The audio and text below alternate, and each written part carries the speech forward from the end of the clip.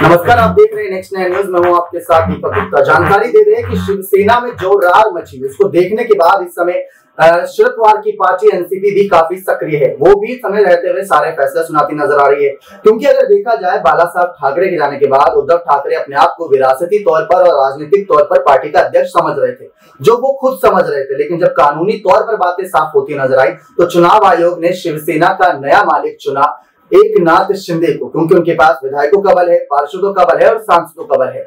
ठीक वही बातें लागू होती हैं एनसीपी पर भी। एनसीपी में देखा जाए वैसे तो भतीजे लगते हैं अजीत पवार, लेकिन कभी भी वो बगावत कर सकते हैं, क्योंकि 2019 में आप सभी ने देखा कुछ दिनों की सरकार थी फडणवीस और अजीत के समर्थन की। अब दूसरी तरफ से देवेंद्र फडणवीस भी ये बातें कर रहे हैं कि मैं सारी पोल खोल कर रहूंगा। जो कुछ भी अजीत पवार ने 2019 में किया था वो पोल खोलूंगा, क्योंकि एक तरफ से शरद पवार ने साफ कह दिया कि बीजेपी अपने आधिकारिक तौर पर जो पद है उनका गलत फायदा उठाते हुए चुनाव आयोग का दुरुपयोग कर रही है। न कि सिर्फ चुनाव आयोग बल्कि बाकी जांच एजेंसियों का भी दुरुपयोग करती नजर आ रही है। लेकिन बात आती है कि अब महाराष्ट्र में देखा जाए तो 105 सीटों पर स्टैंड करती नजर आ रही है भारतीय जनता पार्टी 288 में से, और करीब 53 सीटों पर यहाँ पर 53 विधायकों के साथ एनसीपी दूसरे नंबर की पार्टी है। और अगर देखा जाए कांग्रेस तीसरे नंबर की पार्टी है 44 विधायकों के साथ।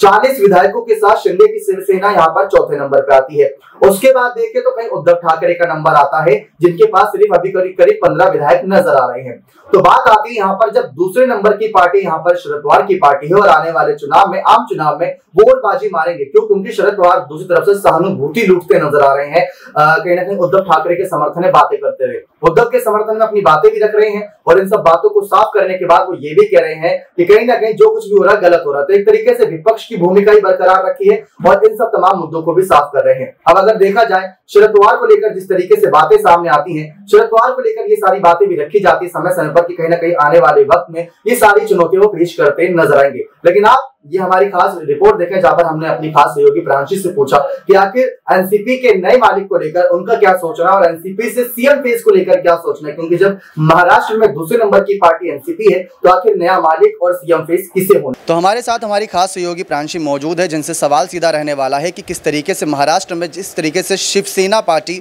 बाला साहब के जाने के बाद दो धड़ों में बट गई और जो उसके नए मालिक बने वो बने शिंदे, ठीक वैसे ही कहीं महाराष्ट्र की एनसीपी पार्टी में ना हो जाए, क्योंकि एनसीपी इस समय दूसरे नंबर की पार्टी। तो कुछ सवाल यहाँ पर, पहला सवाल ये रहेगा कि इस समय शरद पवार अपने बाद या पार्टी के नेता शरद पवार के बाद किसको नया मालिक समझ रहे हैं?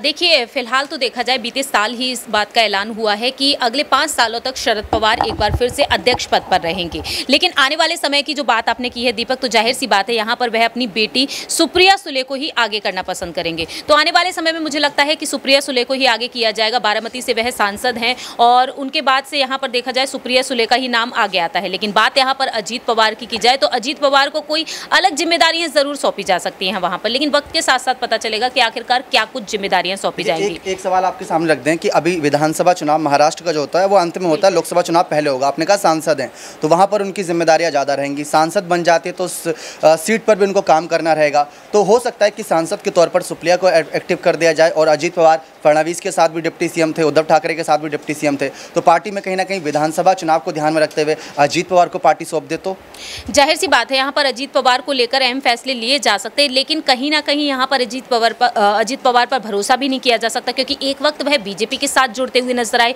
और अब शरद पवार को यह डर जरूर रहेगा कि पार्टी में टूट ना दिखे, पार्टी में बिखराव ना दिखे। तो मुझे लगता है उसके लिहाज से फैसले लिए जाएंगे। दूसरी तरफ देखा जाए तो यहाँ पर सुप्रिया सुले का नाम मुख्यमंत्री पद की दावेदारी को लेकर भी आगे बढ़ता हुआ नजर आ रहा है, क्योंकि उद्धव ने जब से ऐलान किया तब से लगातार यहाँ पर यही बातें सामने आ रही है कि किसी महिला को वह मुख्यमंत्री बनाना चाहते हैं। तो ना सिर्फ उनकी पत्नी रश्मि ठाकरे का नाम सामने आया, बल्कि महिला नेता सुषमा अंधारे का भी और साथ ही साथ सुप्रिया सुले का भी। तो मुझे लगता है दीपक कि कहीं ना कहीं यहाँ पर सुप्रिया सुले को या तो यहाँ पर लोकसभा में जिम्मेदारी दी जा सकती है या फिर यहाँ पर विधानसभा चुनाव के लिए भी उन्हें जरूर तैयार किया जा सकता है। देखिए, शरद पवार को लेकर एक आखिरी सवाल ये रहेगा, उनकी बढ़ती उम्र, जिस तरीके से हमने बाला साहब ठाकरे के समय देखा था कि उद्धव अपने आप ही नए मालिक घोषित कर दिए गए थे और काफ़ी लोगों ने माना भी था, ठीक वैसे ही अजीत पवार का देखा जाए तो अजीत पवार की पार्टी में पकड़ ज़्यादा मजबूत है यहाँ पर सुप्रिया सुले के मुकाबले में। तो कहीं अजीत एकनाथ शिंदे साबित ना हो, ऐसा क्या यहाँ पर शरद पवार उनके लिए सोच विचार कर रहे हैं? जाहिर सी बात है ऐसा जरूर सोच विचार विचार करने की जरूरत पड़ सकती है, क्योंकि अजीत पवार को लेकर बीते कुछ दिनों से ये खबरें भी सामने आ रही थी कि कहीं ना कहीं शरद पवार ने ही यहाँ पर पर्दे के पीछे रहकर रणनीति बनाई थी कि उन्हें उप मुख्यमंत्री पद के लिए आगे किया जाए। तो शरद पवार महाराष्ट्र की राजनीति में चाणक्य कहे जाते हैं। एक कांग्रेस पार्टी से हटकर, जो नेशनल लेवल पर जो पार्टी है, उस पार्टी से हटकर राष्ट्रवादी कांग्रेस पार्टी बनाना और उस पार्टी को इस मुकाम तक पहुंचाना और अचानक से यहाँ पर महाविकास आघाड़ी की सरकार गिर जाना, तो जाहिर सी बात है शरद पवार की इस बार की रणनीतियां बिल्कुल अलग होंगी। कहीं ना कहीं यहाँ पर उद्धव ठाकरे से वह किनारा करते हुए भी देखे जा सकते हैं। अगर उन्हें यहाँ पर नुकसान होता है तो डेफिनेटली यहाँ पर शरद पवार अपनी पार्टी के फायदे के लिए यहाँ पर कई अहम फैसले जरूर लेते हुए नजर आ सकते हैं। बहुत बहुत शुक्रिया। तो यानी कुल मिलाकर देखा जाए, शरद पवार अपनी बेटी सुप्रिया सुले पर ज़्यादा भरोसा जताते नजर आएंगे सिवाय यहाँ पर अजीत पवार के।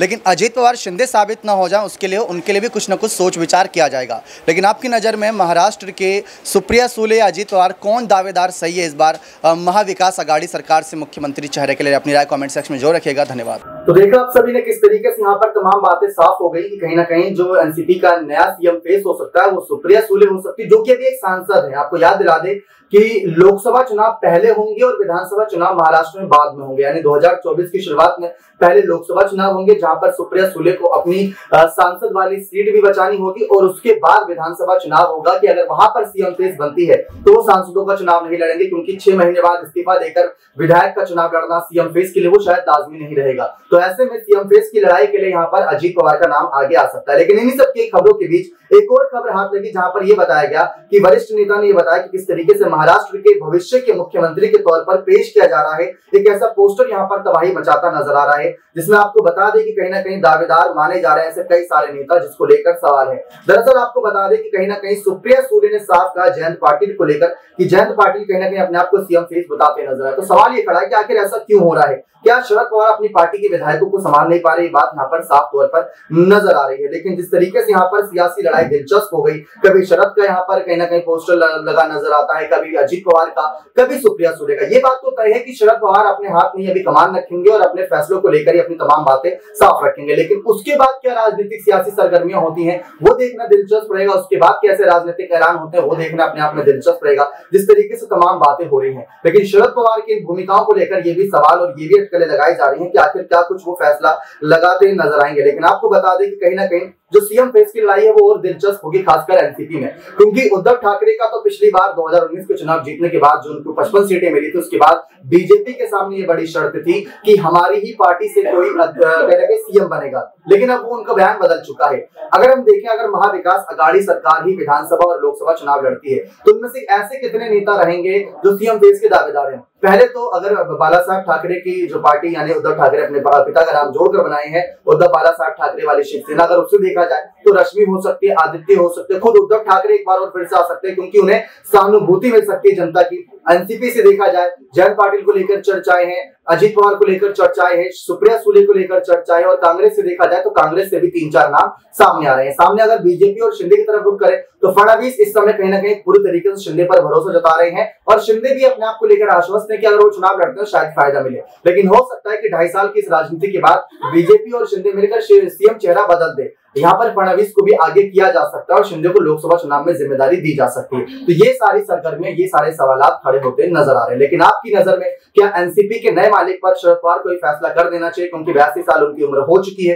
समय रहते अगर फैसला कर देंगे तो आगे शिवसेना जैसा हाल नहीं होगा। वरना हमने अच्छी पार्टियों को देखा है कि जब पार्टी के सर से किसी बड़े नेता का हाथ उठता है तो उसके बाद क्या रार होता है, उसके लिए सबसे अच्छा एग्जांपल शिवसेना पार्टी अब बन चुकी है। आपकी नजर में एनसीपी का नया मालिक कौन होना चाहिए? अपनी राय कमेंट सेक्शन में जोड़ दीजिएगा। बहुत बहुत धन्यवाद।